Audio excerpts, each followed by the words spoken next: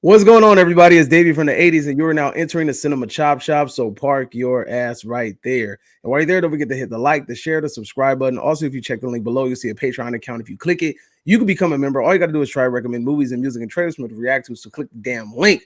Now, with that being said, we are here today to have a discussion, and I have two people with me from a very, very, very popular YouTube channel. We have D&J Reviews, none other than the Fighting Connoisseurs from Tennessee. So let's go. Go ahead and introduce yourselves. Go ahead, Darrell.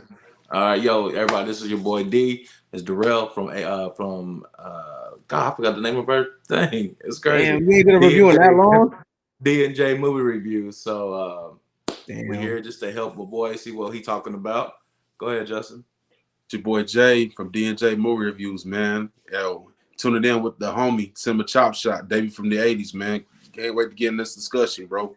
Let's get right to it. Next time, Darrell, you got to wear your sweater so you can refer to it to remember your channel, all right? I know, right? He be like, I am D from D&J Reviews. It's been a while. No, it's all good, man. I mean, it's been kind of dry out here for movies, so I understand. So today, what we're going to do is we're going to talk about toxic fandoms. Now, there's one in particular I want to open up with, but we are going to open up the floor to all and every single toxic fandom that we can think of. We're going to talk about personal experiences, anything that we've experienced ourselves, or we just simply witnessed. But the reason I wanted to open up with this specific fandom, and I think both of you guys are familiar with this fandom, we are talking about the Snyder fandom. All right, so so check it out. All right, so if you guys aren't, I'm gonna bring you guys up to date.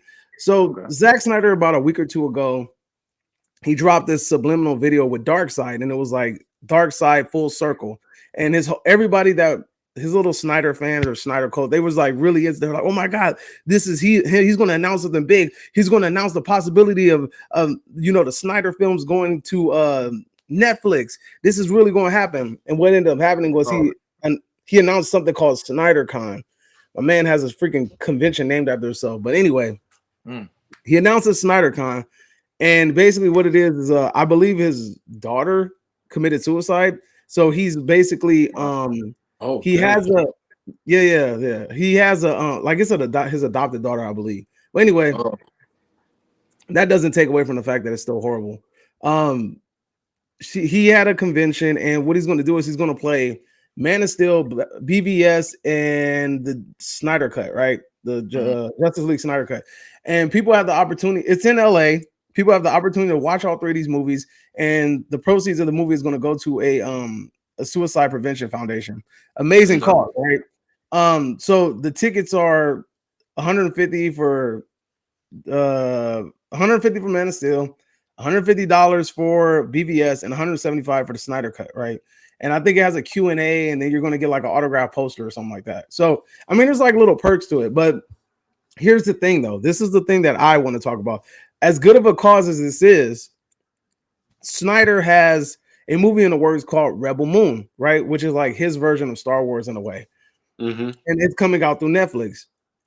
Now, the thing that bothered me the most is that his fandom really believes that Warner Brothers is truly going to give the rights to Netflix to use his characters, which is... I don't think so.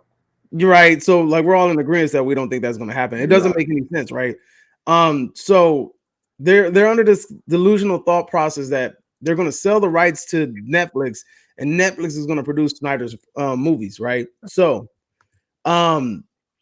with him bringing out the SnyderCon and using Darkseid as a kind of promotional tool and doing this whole like full circle thing, I think that it gave his fans some false hope that this is actually going to happen. Like it really feels like he's baiting them, and he's carrying them along as if there's a possibility that this might happen. Do you guys interpret it in any different way than I did, or do you guys see where I'm coming from? I see where you're coming from, but honestly, I don't think that Warner Brothers would actually, just like you said, Warner Brothers would actually do that, sell the rights to Netflix, because ain't Netflix owned by Sony? Probably, but we're gonna get to that in a minute. We're gonna get to that in a minute. Right. But do you think that his act, the act alone of him advertising BVS, Man of Steel. Do you think that that's baiting his fan base into thinking that there's actually a chance that this will happen? Do you think that he's dangling the carrot in front of them? I think yes, because it's not going to happen. I don't think it's going to happen. Especially No. Warner Brothers. Warner Brothers is not going to give them the rights. I know that for a fact. They're not going to. I mean, you really think again? You know, Warner Brothers is going to be like, "Yo, here, I'll give you the rights to this." No, that's too much money, and Netflix is not going to. And no, I don't think them two going to. No, it's just it's honestly, Davey. It's just that I just think that these Snyder fans, bro, they're just like they're so blinded, bro. And I just think that like Zack Snyder he's definitely baiting them, just like you said. But why would you thinking that this is going to actually happen for Netflix, bro? But it's not going to. Why would you even try to give money? Like, I mean, you talking about suicide? Why would you even just to donate for, you know, because that's a big thing in the world right now. But why use the thing exactly what you're saying right now? So why use those 3 films? That's not the only movies that Zack Snyder has made. Right. He's made Army of the Dead, right? He made he made Army of the Dead. He made he directed the Army of the Dawn of the Dead. The Dawn of the Dead, right? Yeah, Dawn of the Dead. And Sucker Punch. So he has films that he can use. Hell, he could have had like a 3-day thing about just Rebel Moon, and then one day like he previewed like 20 minutes or something from the movie. Like there's tons of things he could have did, right? Yeah. Like if he has fan bases, then they're going to pay for it, right? Like regardless of the situation. Why did he have to use those DC properties in order to like keep this going? And I truly think that he's baiting them on. He's egging them on to truly believe, and he's using them. Like let's be real. At this point, he's definitely using them. He sees the financial gain in those properties. He sees that these people are delusional and they're never going to let this shit go. And he's like, I am going to use this to my benefit, and I'm going to use it to raise money for a good cause. Of course, it's a good cause, but at the expense of what? You're giving people false hope that you're actually going to put out these movies, that there's a chance, and there's not. There's no chance. James Gunn is wiping that universe clean and starting fresh. Exactly. Why the hell would they allow you to continue that universe on another platform? It's not going to happen. It's not. It's not. And again, your name alone should have. I mean, your name alone, Zack Snyder. Your name alone should be able to do it by yourself. Exactly. It's called SnyderCon. It's not called SNYDERVERSE Con. Right. Yeah. I mean, your name alone should carry it. I mean, look, you did, Man of Steel. You did what? All the other movies and BBS. I mean, come on. Justice League. You did the Justice League. You had one person one director who actually did it, and you did it. They didn't like it, but now you redid it again, and everybody loved it. Yeah, it was a 3-hour movie, 3 to 4 hour movie, but dang, your name alone should be able to carry it by yourself. You don't need Warner Brothers. Your name by yourself can do it. But I think at this point we should just move on. Like with his fans should really just move on. Like I don't understand why that this needs to be like a daily thing. Like, and they become so hostile about it. And this is the toxic fandom part that I'm gonna buy into real quick. If you guys give me a second to deviate. So the toxic part comes from this. When James Gunn was hired, everybody was under the assumption that once the people from DC stepped down, that it was going to be Zack Snyder's. It was going to be handed to Zack Snyder. A lot of people thought that, especially because they felt like the Snyderverse was very successful on Netflix on HBO Max, which in the when you look at the early data, yeah, it was successful, but compared to like once you start looking at the releases after that, then you realize like it wasn't as successful as like, I think Godzilla versus Kong was more successful, and there's a couple other things that came out that year. Matrix, I think, was more successful. There's a whole lot of things that came out on HBO Max that brought in way more money and way more subscribers than Justice League, right? And this idea, like as soon as James Gunn got announced and Zack Snyder's name didn't get announced, they started a Twitter campaign. That was called Fire James Gunn. They started flooding the internet with all of these screenshots of old tweets that James Gunn had, which I'm not gonna lie, James Gunn is a straight up weirdo. Because like looking at them tweets, yeah, bro is a straight weirdo. But we're not gonna get into that. That's for a whole nother video. But what do you guys think about these fan bases? Like when they don't get their way, they like they ask for blood. They want to tarnish, like they don't want something like new and fresh, because James Gunn, him and what's the other guy's name? Peter, what's his name? Davey Peter. I know what you're talking about. I don't know his last name. But I know that him and like James Gunn and Peter, they're going to basically, when watching the video, they're going to like change the whole DCU. It's going to be totally different from the Zack Snyder universe. And I think like this like you said, I think like the Zack Snyder fan base, bro, like after the firing of Henry Cavill, I think like a lot of them, they was really upset. I ain't gonna lie, I was upset too, but then at the same time, yeah, I was too. But then again, I was like, you know what? I think that James Gunn, he can actually like turn this around and actually give us like the real DC universe that we deserve. Because over the past years, like Davey, we've been complaining about some of these DC movies, bro. They've been lacking of storytelling, bro. These characters, bro. And then like, you know, and I think that James Gunn, I think that he really understands, like, you know, the DC fans, bro, like what we want with these characters. And I think that if, you know, him taking it, you know, over, and they just, like I said, Warner Brothers leaves him alone, he does his job. I think he could turn this thing around and then basically give the DC fans what they want.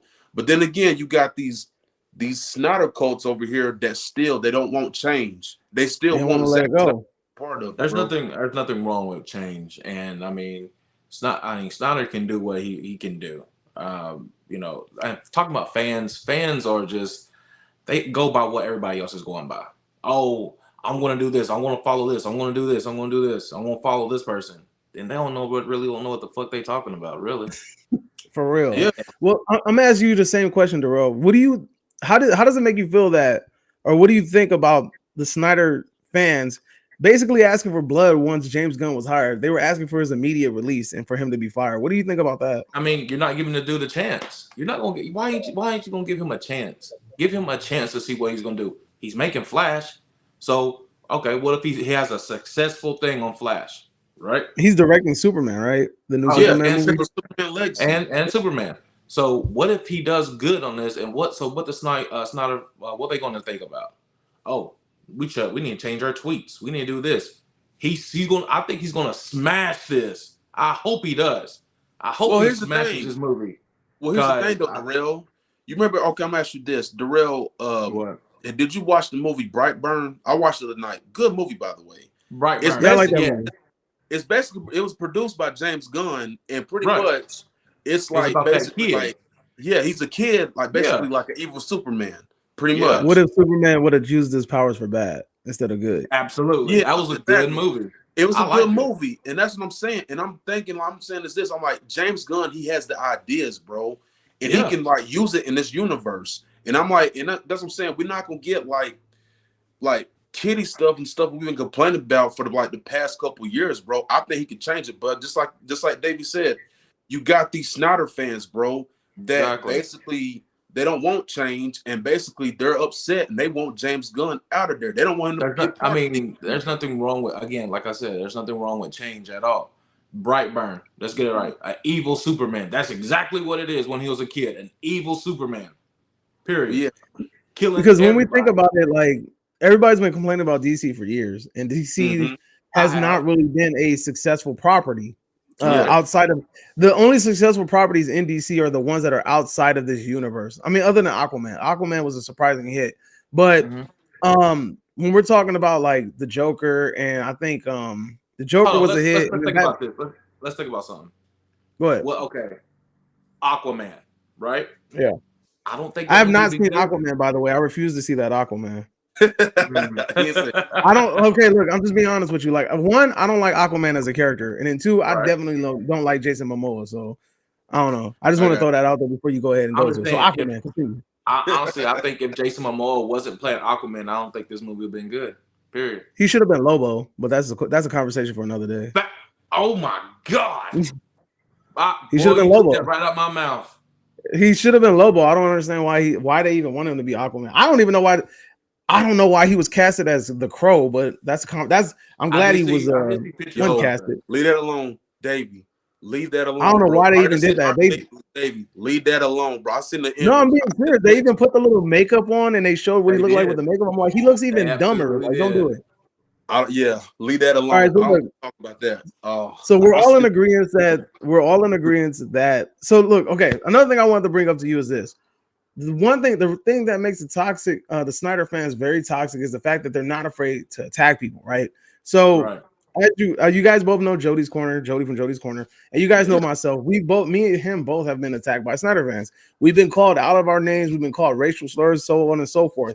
And it's funny how this is the type of fans that they need to understand that these are the people that you're egging on. You're egging these people on to go and use whatever tactics that they can to attack and intimidate people in order to make them, I guess, like bow down to your way of thinking. And it's not going to go like that. It's always going to go negative. So with that being said, I want to close out the topic of the Snyder fans. I want to kind of pivot a little bit. I don't want to make this all about Snyder fans. So we're going to move on to another semi-toxic fandom, and we're going to move on to the Marvel fan base. All right.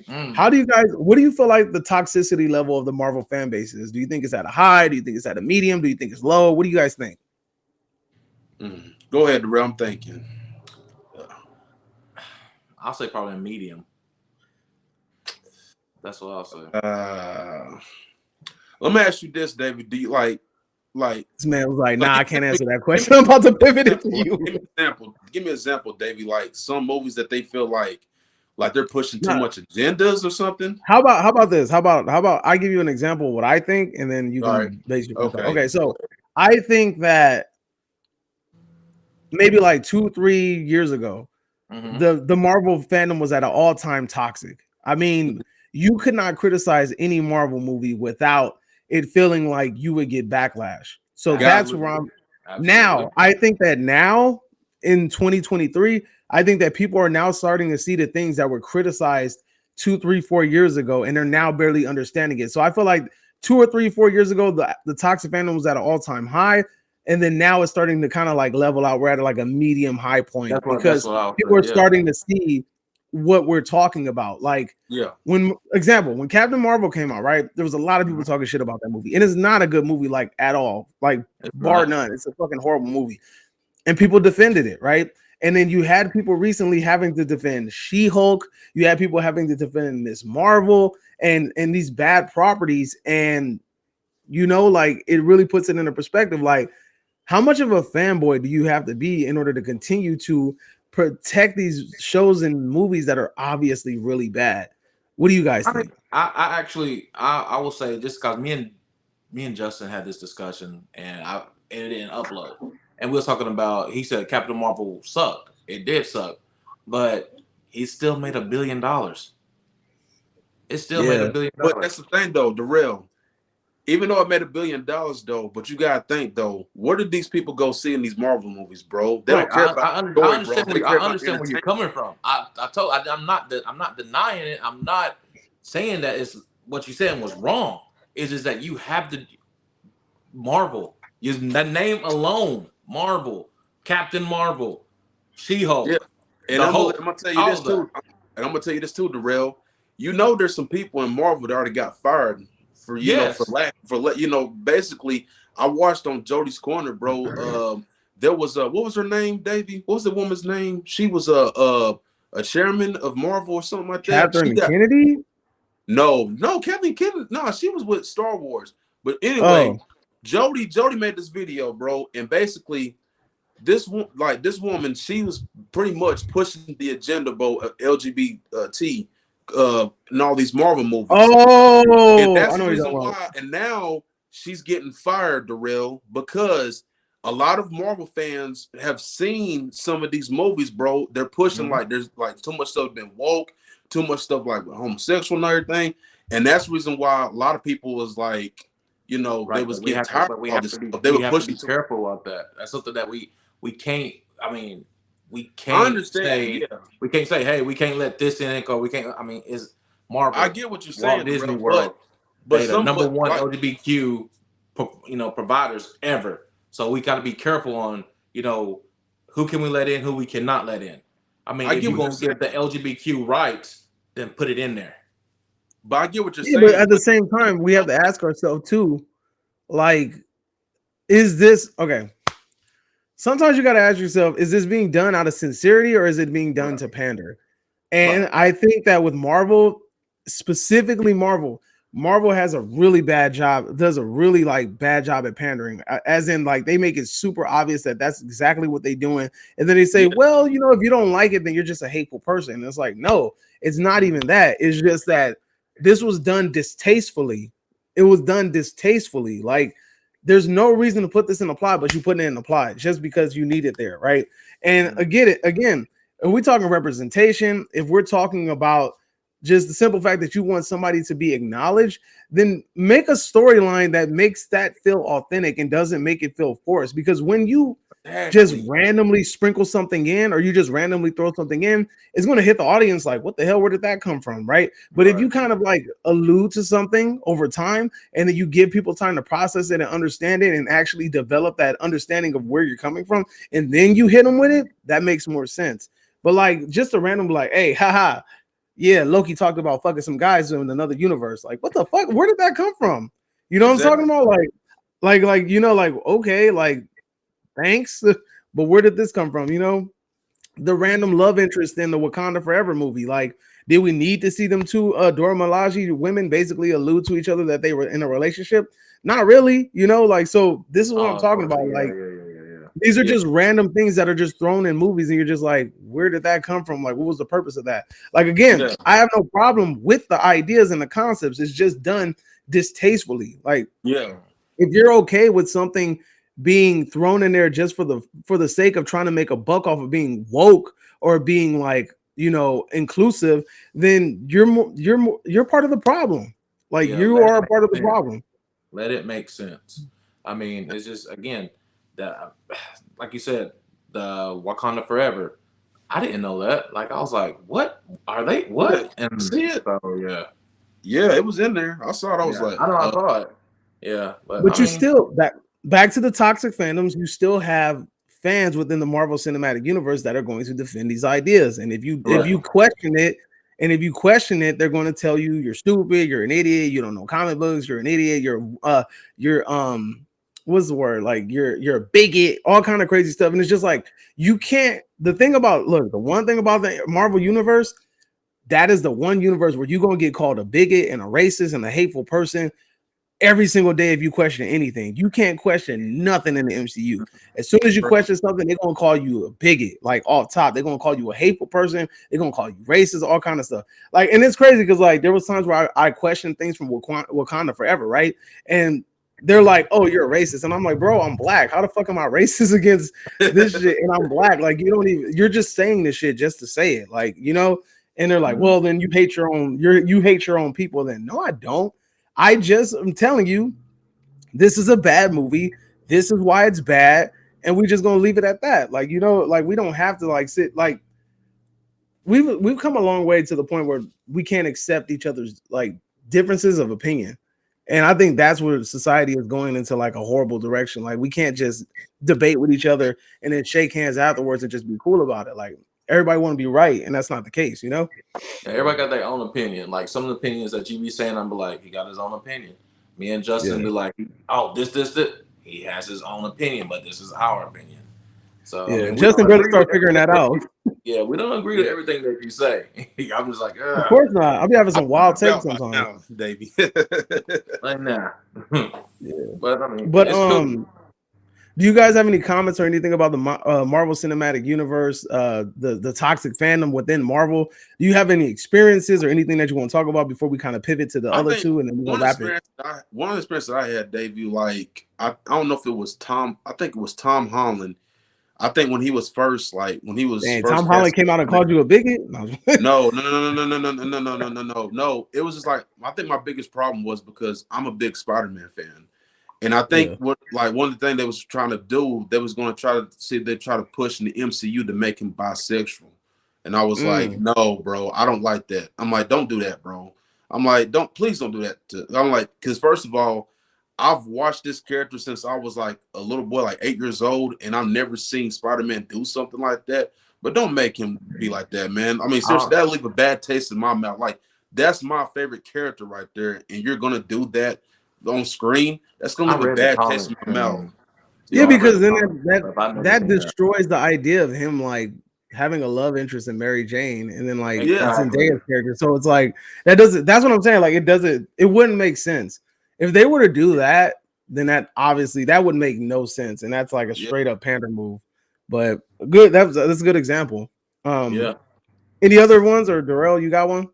No, I don't have any. Yeah, you haven't witnessed the crazy Marvel fandom? No.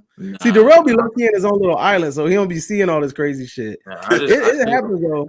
It happens. It will happen. I'm waiting for it to happen. So I mean, dude, the biggest wake up call was Thor: Love and Thunder. A lot of people really started realizing, damn, the MCU really does suck when they saw that movie. Because they were having trash. You're right. I'm telling you, people were defending. I'm telling you, people defended Marvel movies to the death. Like it could be the worst movie ever, and they're gonna defend it. When that movie came out, and then you got She-Hulk, and then you had I want to actually say it started with WandaVision when people were kind of skeptical about that. But then once Love and Thunder came out, what's that damn movie? The TV show She-Hulk and Ms. Marvel. Those are the 4 most criticized Marvel properties that I've seen personally. Yeah. Like, and that's the most I've ever seen any Marvel property criticized, like at all. But you still have people like, oh, the critics say it's this, the critics say it's that. You guys suck, like you're just bigots or whatever. You guys are just hateful. I hate this when you point out the fact that Marvel is becoming like a very woman-driven property, right? Like with the cast of the characters. And it's an observation, and it's a clear observation, and it seems kind of weird. Ever since Endgame, and they had that all-woman scene, right. That felt so that I didn't like it. You liked it. I didn't like it. I felt like it felt inorganic. It felt so fake. Like it, like when it happened, I was just like, ugh, like that came off as so unauthentic and like unorganic. Like it just happened, and I was like, yo, they just did that just to be like, girl power. And I was like, all right, whatever. Once that shit happened, all of a sudden, all these male characters start dying out, and then they all start being replaced by women. When you really think about it right now, almost all of the main cast from the MCU, the Avengers, have been replaced by women already. Black Panther, Hawkeye. I mean, even though Black Widow was a girl, she got replaced by another girl. We got She-Hulk already. You got Riri for Iron Man. Well, Captain America's a black man, so we good with that. What else? Who else? The real Captain America is a black man. Moon Knight. Here's the wild part. Moon Knight is a character that doesn't have a sidekick, right? Yeah, right. They gave him a female sidekick character in the show, and then they gave her powers. So it's like already, if he dies off, she's gonna replace him. And then think about it, at the end of Doctor Strange, you saw the female version of Doctor Strange come out of that portal, right? Yep. Right. There's that. They're working on a Madam Web movie.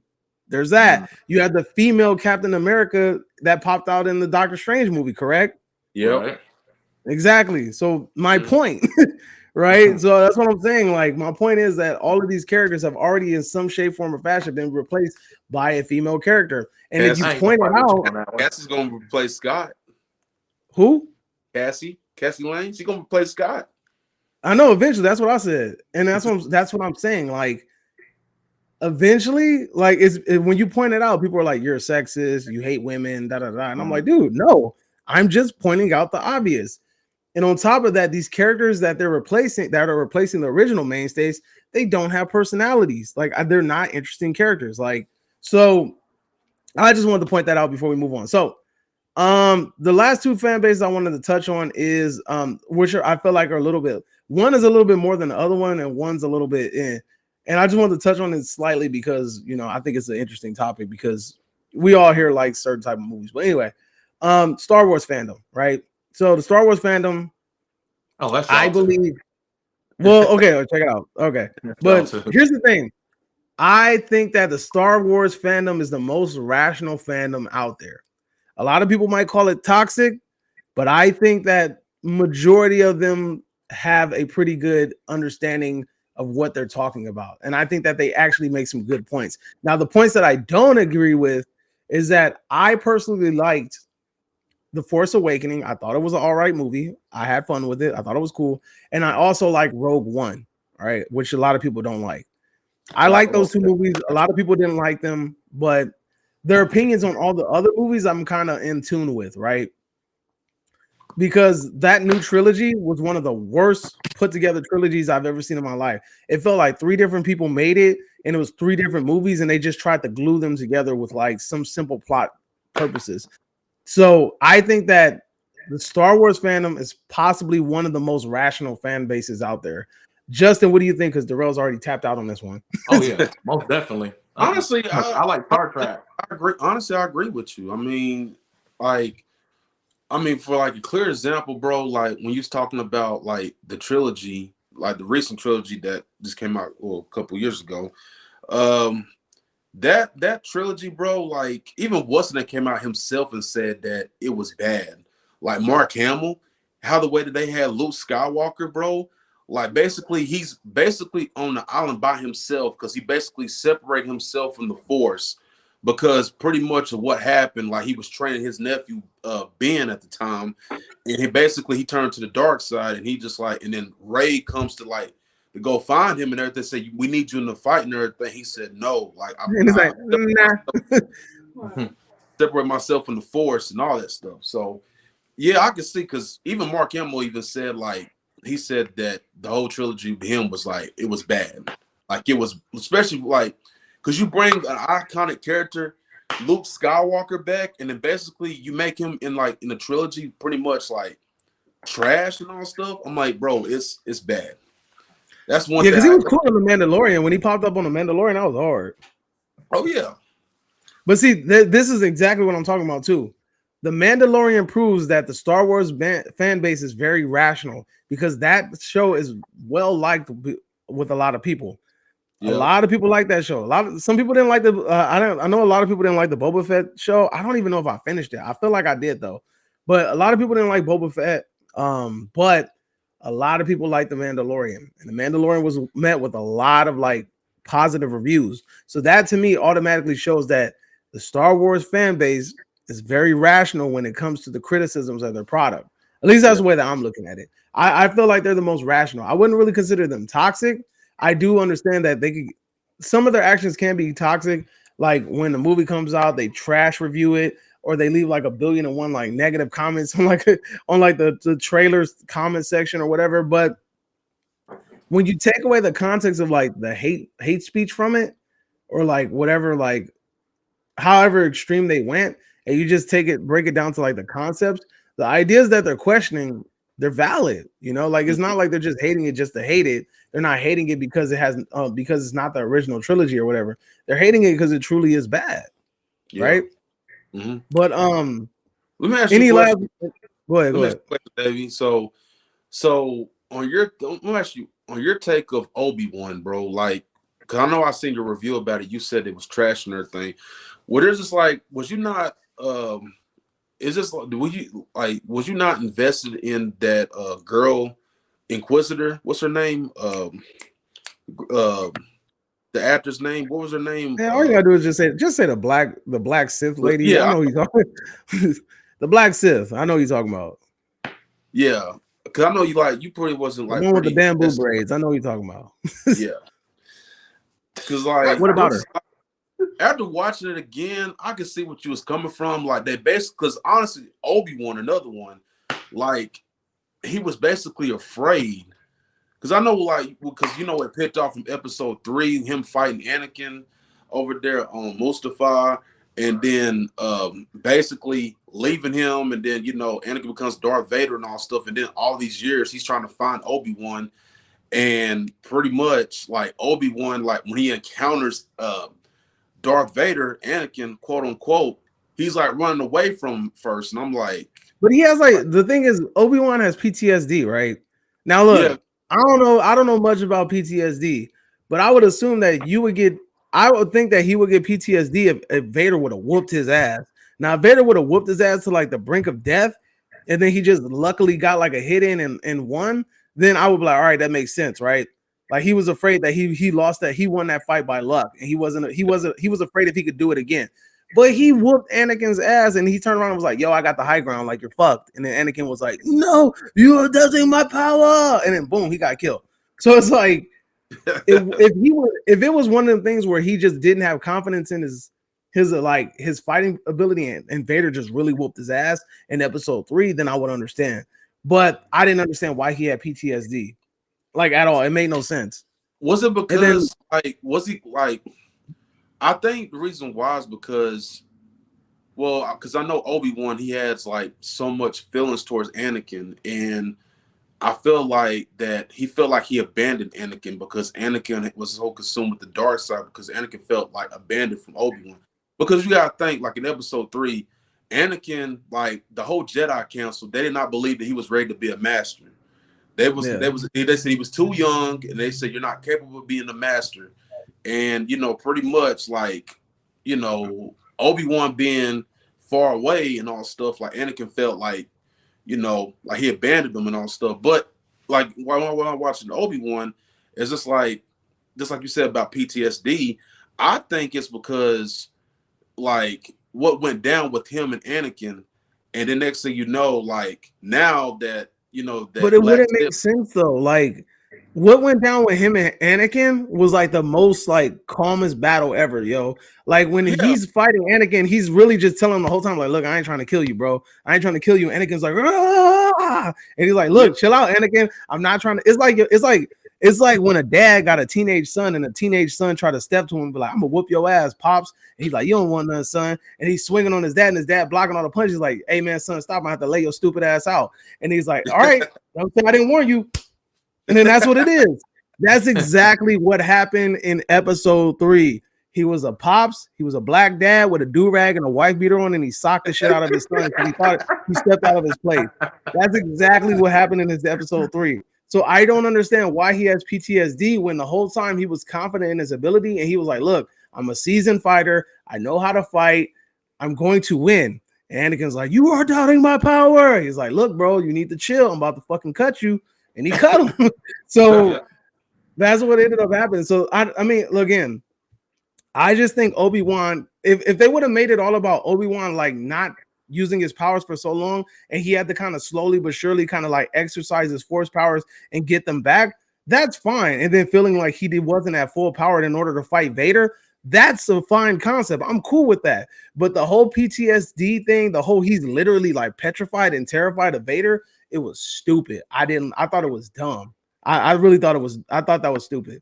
But and also, yeah, that fucking black Sith lady was trash as shit too. They forced her on us and they wanted us to feel something for her, but I didn't give a fuck about her. She could have got stabbed 18 more times and I still wouldn't have cared. Because it's just some characters you don't care about. She survived like that, bro. Like seriously, stuck the saber right. I'm telling you, because of plot, bro.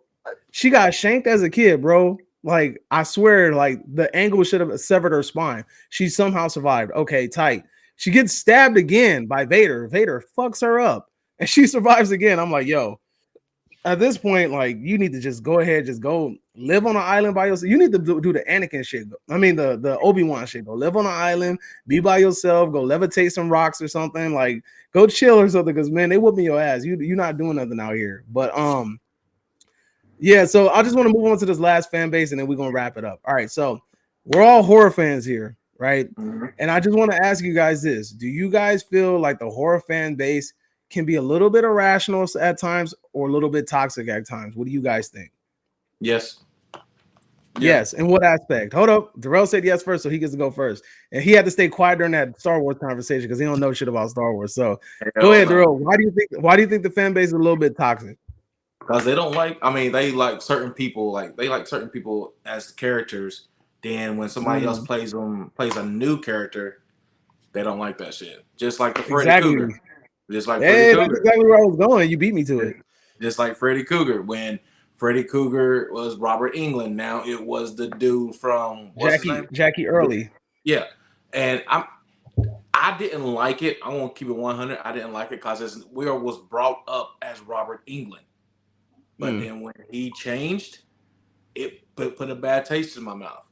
So I was just like, I don't like this. I don't like this. I just want to comment on that just for 1 second. Now, I'm gonna be honest with you. Jackie Early is not a bad Freddy. I want to emphasize that again. He wasn't. Jackie Early is not a bad Freddy. What makes that movie bad is the makeup that Freddy had. That's what I think. I think the makeup looks absolutely horrible, and I think that it made it like I think it was really annoying the way that it looked. Now, a lot of people didn't like the fact that Freddy Krueger in that movie was a child molester, all right? But honestly, when you watch the original, they call him a child killer, but you always have like these hints or these inklings that Freddy Krueger was also a child molester too in the original movies. At least that's the way that I understood it. Like when I watched the original Nightmare on Elm Street movies, I've always felt that he wasn't only a child murderer. I think he was a child like predator too. Like he preyed on children is what I always felt, even though they just never outright said it. This movie was kind of ballsy with it, and they just straight up outright said it. Yeah, they straight up said it. And I mean, I don't have a problem with that because again, we're supposed to hate this person. And what's gonna make you hate this person more than to have him prey on children? You know, throw a child in there. Throw a child. Exactly, right? You can see how fast. Yeah, but see, another thing I didn't like about the movie is that they had an opportunity to be different. And I know Justin's going to criticize me about this because this is the same example that I brought up with the Chucky remake. All right. So if you're going to remake something, I feel like you need to do something different. If I wanted to watch the exact same movie that I watched, I have it on Blu-ray or 4K in my house. I can watch it at any time. I don't want to rewatch the same exact movie, just updated. Like to me, it's a stupid. I don't want to do that. I feel like that idea is stupid. So when they said that, when they alluded to the idea that Freddy Krueger was innocent and they killed him falsely, and that's the reason why he wanted revenge, I feel like that made more sense. All right, so this man was falsely accused and killed, and then that's why he's haunting your families because you guys killed him falsely, and he wants revenge for that shit. I feel like that made absolute sense. Yeah, like when the kids, when they grew up and they actually started having these nightmares and everything, then they started going back and looking up documents and like, he didn't do shit to us. He didn't do this to us. Y'all made it like that. You made him a predator. Y'all made him do this. Y'all made him do that. I see why he's coming back and trying to kill us. Y'all the one who fucked us up. Exactly. Then it was like, psych, I lied. He actually did do that to you. You just suppressed the memory. You're just like, what the fuck? I thought that was a bitch move. I thought they should have just went along with that storyline. Yeah. Because to me, it makes more sense. Like, okay, really? You're a dude that died, and then for some reason, maybe like some sort of demon or some shit made a deal with you. Was like, hey, homie, look, I saw they did you dirty. Like, you want to get them back? And they were like, yeah, man, hell yeah. He was like, here, take this glove and go fuck them up real quick. All right, cool. Like, to me, that made more sense. They did that in Freddy. Which one? Dream Warrior? Is that Dream Warrior? No, they did it on a New Nightmare. Was it a New Nightmare? Oh, New Nightmare. No, New Nightmare is the one where he's dead. Remember when she got in his mind and he was like, the demons came and he was like, hey, we're gonna make you invincible, dog. We're gonna do all this, and they come into his soul and everything. It was like, hey, yeah, because I think he got powered up by like a super demon or some shit, like a sleep demon. Yeah, I was like, man. Yeah. But yeah, this Freddy, that one I did not like it. Don't get me wrong, the character was good, but the jokes was good. I like he was off the top of the dome. He was doing this, he was doing that. But I didn't like the movie. I just think they had a chance to do something different and they didn't, and that's the reason why I didn't like it. Overall, it's not a bad movie. It's just too much like the original for me to be like to like it as anything more than what it is. It's like a fake carbon copy. But that's what I'm talking about. Like the fans do not like remakes. And that's why we're in the era of like we're in the era, what's it called? Reboot sequels, where they won't change the original movie, they'll just make a sequel to the original movie. And a lot of people are okay with this because a lot of the sequels are trash. Like when you look at most of the properties, like once they get to part 2, it sucks. So a lot of people are okay with them changing part 2 in this and part 2 in that because they're like, all right, like I'm cool with that because I didn't like part 2 anyway. It wasn't really that good. But you are absolutely right. The fandom gets up in pitchforks when they remake a movie. So Justin, what do you want to add into that? Well, just like you said about remake and all stuff. Well, kind of like, I remember that time y'all had that conversation about Halloween Ends. Like I didn't like when y'all was talking about Corey and all stuff. And quote unquote, I respect your opinion, David, but I did not like how the way that they pushed Corey in the third movie, bro. Like to be in Michael. Like, yeah, trying to replace Michael Myers, bro. Yeah.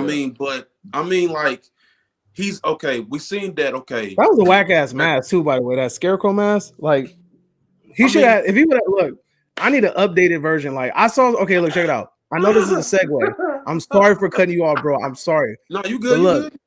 I get what they were doing. They wanted him to have that ugly ass scarecrow mask, which is supposed to be like the ugly ass clown mask from the first movie. And I'm assuming that later on Corey would have got his own like updated mask. Now somebody online did a mock-up, and what they did was they took the Myers mask from the movie, like the beat up one, and they like mixed it with like a scarecrow design, and that shit looked hard, like it looked tight. So I was like, all right, if it was something like that, I was like, all right, like make like the mask like a little scarecrow-ish. I think that would have been cool. But that scarecrow mask, like, you come to my house with a scarecrow mask like that, I'm slapping you. But anyway. First of all, Corey should not beat up fucking Michael Myers. Are you fucking serious? But that's what I'm saying. That's what I have a problem with Darrell. Like he went down there and basically took the mask from him, bro. He bullied him. Like, your mask, bro. I'm taking this is mine now. Okay, see, look. The thing that made Halloween's Ends bad is this. Oh shit! It's supposed to be the end of the Laurie Strode and Michael Myers saga. Correct. And they made it about Corey and Laurie's niece or whatever she is, and her granddaughter, and then they made it about Michael and Laurie. And Michael and Laurie became like kind of like a backstory, right? And I'm not mad at Corey's character. I like Corey's character. I didn't like his mask, but I like Corey's character, right? I like where they were going. The movie feels like Christine, right? And then when they said it like 2 years ago, I'm like, what are they talking about, Christine? And when I watched it, I was like, yo, I see the Christine resemblance. And honestly, the dude that plays Corey would definitely be a really good the lead dude from Christine in the remake if they planning on doing it. But let's kind of like go back to the original side. The toxic fandom. Justin, what do you think? Like, do you think that the fandom is toxic in regards to the horror community? Do you think that is toxic in regards to remakes? Yeah. Or no, not even remakes. I'm sorry. I want to go back.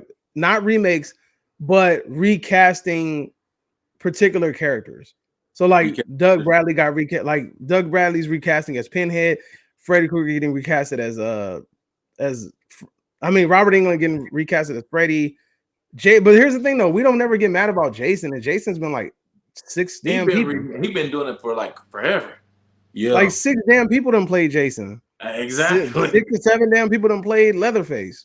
Yep. You know what I'm saying? So I mean, I don't understand. I guess that doesn't need.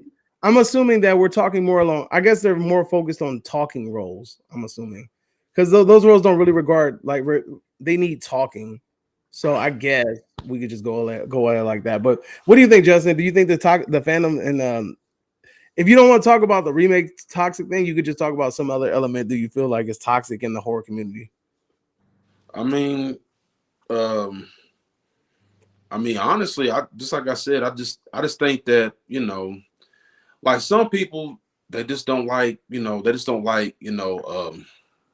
people to be recast, like some characters to be recast. Like to play a horror character. That's how I feel. I mean, but it is what it is, man. You know. Let's think about this.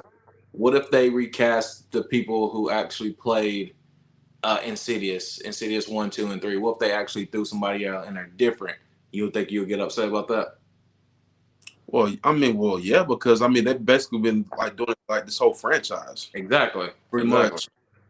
Yeah, but at the end of the day, like Dumbledore died in Harry Potter, and they recasted his ass. So quickly, I'm just saying, like I think there's certain circumstances where you can understand why the recasting happens. But okay, put it this way: I can't see them recasting Neve's character while the franchise is still going, like in Scream. Like imagine they recast like Neve Campbell's character, like Sydney, while the franchise is still going. Piss me off. That would like that makes sense, right? Yeah. But if it's something new where it's like, okay, we're just going to do something fresh, we're going to do something new, and we just want to just restart it. And I think that's more understandable. But another thing that I notice is this. The one thing that I don't like about the horror community, and I feel like it's a little bit toxic, is that they love comparing movies to each other, right? In order to big up one movie, they put other movies down, and I've never understood that. Like I feel like it's a stupid concept. So I watched Terrifier 2. I know you guys watched bits and pieces of it. I don't think you guys made it through the whole thing yet. weenies. So you know the why point is for the movie, because one, you know, effed up my mind, bro, watching that first one, bro. I couldn't sleep at night, bro. hey man, it is what it is. You be all right. It is what it is. It is what it is, bro. You think that's bad, bro? Wait until you see. Look, there's this movie called the Spanish movie called Atroz, right? Which is Spanish for atrocity. I watched this shit 2 days ago, bro. If you think fucking Terrifier or something, that fucking movie makes Terrifier look like Disney. What? That shit makes Terrifier look like Disney, bro. I was cringing at this movie. Dang. Like that shit's hard to watch at times. Like, check it out. All right, I'm gonna give you a quick synopsis. So there's this car crash at the beginning of the movie, right? And the detective comes on the scene, and the two dudes were considered drunk driving, and they put him in the back of the van, and he goes inside the car, and he's like, he told the other detective, like, hey, you searched the car yet? They was like, nah. So he goes inside the car, he finds a pistol, and he digs, and he finds like a camera recorder. So he opens up the camera recorder, he pushes play, and then we see the perspective of like the screen turns into the camera recorder. So we're watching the camera recorder, and what it shows is like him torturing like a prostitute or some shit. Right. Dang. So and when I say torture, I mean like they're really you're watching the whole process, like him really going through it, like doing crazy stuff to this prostitute, like crazy stuff. And I'm just like, ugh, like the movie is really just making you go, ugh, the whole time. But anyway, that shit made Terrifier look like Disney, bro. Like it's crazy. Like Disney on ice. Anyway, to the point, I don't like when people big up movies to bring up other movies. So like I'm in this Terrifier group, right? And I love this Terrifier group, but this one person was like, yo, like I don't care what nobody say, like this movie is the best movie ever. F this movie, that movie, this movie, that movie. And then like, or a new movie comes out and they'll be like, oh, like this movie, I saw this movie, ain't got nothing on Terrifier. And I'm like, bro, come on, like, why are we comparing these two movies? Like, you get what I'm saying? Like they're two completely different movies. That's number one.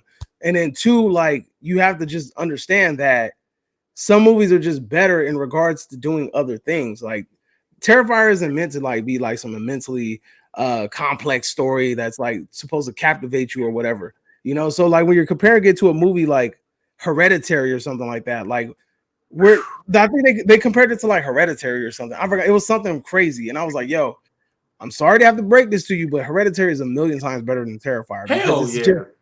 I was like, because it's just, I was like, because in the realm of things, it has better storytelling, it has better character development. It's more of a well-rounded story.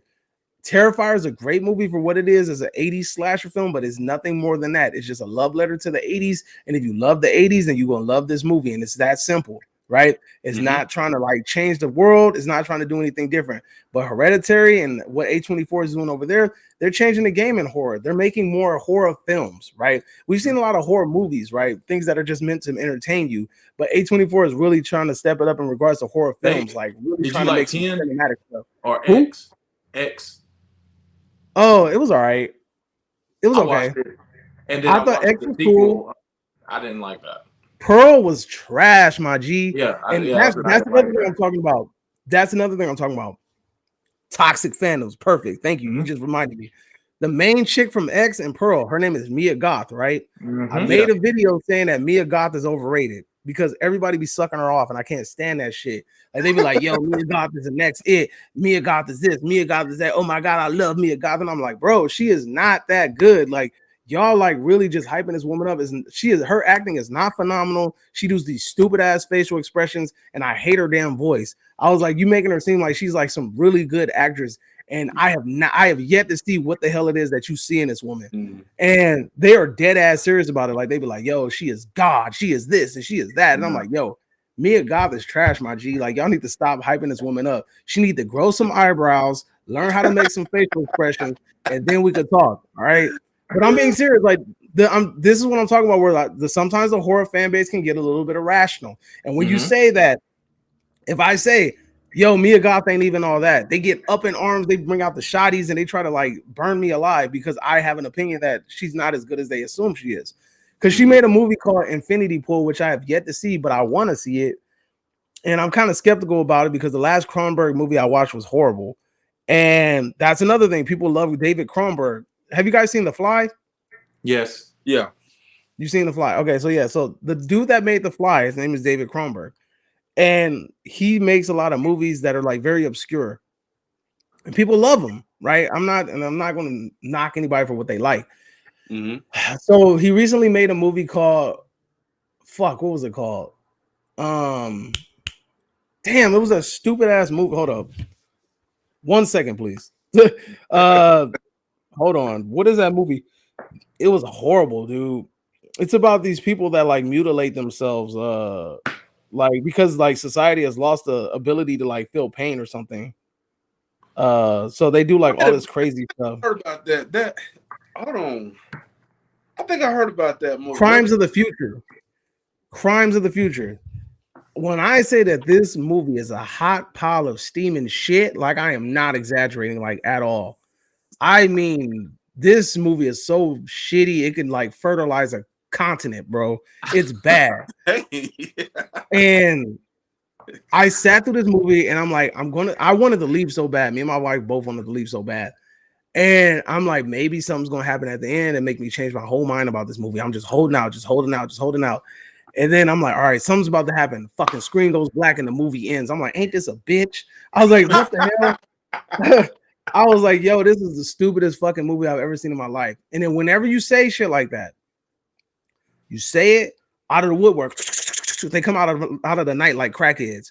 They be like, hey, David Cronenberg is the best damn director ever. You just don't understand. The way that he directs, the way that he writes just goes over your head. It's more for you to comprehend. Like you can't comprehend on a higher level. And I'm like, dog, I was like, I can comprehend at a higher level. I'm just more open to understand that when I see trash, I know it's trash. This is trash. Like it's no ifs, ands, or buts. It's a stupid movie about motherfuckers eating plastic. Like, what's so deep about that? These people are eating plastic. Who cares? Like, yes, bro, that's an actual theme in the movie. They are saying that the next step of evolution is motherfuckers that eat plastic. I can't make this shit up. Exactly. It makes absolutely no fucking sense. But anyway, so that's what I'm saying. Opinions about directors, opinions about actors, and opinions about remakes are very, very taboo in the horror community. And I think those need to be kind of like given up. Like people need to just let go of shit and stop holding on to things so tightly if they want to ever like really appreciate something. What do you guys think? Yep. Yeah, yep. Leave it alone. Let it go. But just leave it alone. Like, cause I'm really wanting to see, because they're redoing the Children of the Corn. I really want to see that. I want to see that. And Derek said that it's filmed. Derek says the cinematography is on point. He said the cinematography is good, but I've heard nothing but bad things about that movie. But I gotta see it. I gotta see it for myself, though, because I can't go off everybody else's opinion. Dave, I'm gonna be with you. I'm looking forward to Evil Dead Rises. Look, man. And I'm gonna tell you the reason why. I'm mad. I know you're mad, but I'm saying is this. But from the visuals, bro, from that trailer, bro, Mommy's with them nuggets. Mean, bro. Nah, it looks good. I heard they put gallons of blood in that movie, like lots of blood. Yeah, I just want to know if it's going to beat the first one. Because the remake, the Evil Dead was fucking crazy. Talking about the one they filmed in Pigeon Forge, the real. Yep. Yeah. Check this out. Look, I had a chance to see that movie over a year ago, Evil Dead Rises. I had my tickets in hand. I had a screener for it. Like I had a screener for it. I had a chance to see that shit over a year ago. Ticket in hand. Somebody done gave me COVID, bro. I ended up getting COVID. I was bedbound. I couldn't do it. I was so pissed. I was sick. Hey, I ain't even gonna lie to you. When I say I was still gonna try to go, I was still gonna try to go. I was dying. I couldn't do it. I could not get out of bed. If I had to wear a mask, I don't care what I had to do. If I had to wear a spacesuit, I was gonna go. But but I was feeling horrible, bro. Like I couldn't get out of bed. I had a fever. Like I was dying. Like I couldn't do it. Like it was horrible. And I was like, ever since then, I was like, all right, I'm gonna keep an eye out for more screeners. They got to do more screeners. And I did not see not one screener, bro. I didn't see another screener until last week. Now, I mean, I'm pretty sure there's more, but because I haven't I used to be really on top of it, like checking every website to see like every day and seeing what's up, and then checking my email too. But I haven't really been like doing it as like religiously as I used to. And Yeah, like I had like the last screener I've seen for it was like I think it's coming out. I think the screener's next week. But it's like it's a contest. Like I hate those because it's like you just put your name in a hat and like maybe you'll get picked, maybe you don't. You know, I hate those because I never win. Like I hate them because I feel like I never win them at all. So, but yeah, I had the opportunity to see it over a year ago, bro, and I missed out on it because I was sick and I was so pissed about it. And I was like, there's another screener will pop up, and it never happened. Hey man, but I appreciate you guys for coming through, having this little chat with me, even though we segued like a billion times, but it was still fun. I'll make sure to try to title this video appropriately, and tell the fans where they can find you real quick before we segue out. Yo, man, it's your boy Jay from D&J Movie Reviews. Make sure that y'all subscribe to our channel, man, and also subscribe to Cinema Chop Shop. My bro David from the 80s. He's wonderful, by the way. We're trying to help this guy to get to 1,000 because he deserves it. Man. Works his butt off. Give me to 1,000. I need it. I got the issues. He needs it, man. And like I said, subscribe to D&J Movie Reviews, man. That's all I got to say, man. Go ahead, Real. Yeah. It's the same. You know, it's your boy D. Subscribe to D&J Movie Reviews and shout out and, you know, hit up my boy Cinema Chop Shop. He does his thing. He gives his 100%. He tells you what's real, what's not real. You might not like it. We might. So it is what it is. So holla at him. Maybe we'll set up that John Wick conversation soon. Oh, yes, please do. That should be fun. Anyway, yeah, see, look, Justin wants it. All right, cool. We'll make it happen. All right, so look, check it out. Thank you guys for watching the video. Let me know in the comment section down below if you guys feel like any toxic fandoms I missed. Let me know if you guys think maybe I'm exaggerating about some of the toxic fandoms that I pointed out. Let me know if you agree with some of the toxic fandoms that I've addressed. But any way we go about it, I hope you guys enjoyed this video. Have a great day. Like, comment, subscribe, and I'll see you guys next time. You are now exiting the Cinema Chop Shop. Hope you guys are having a magnificent day. Adios, homies. And stop. I hate when it says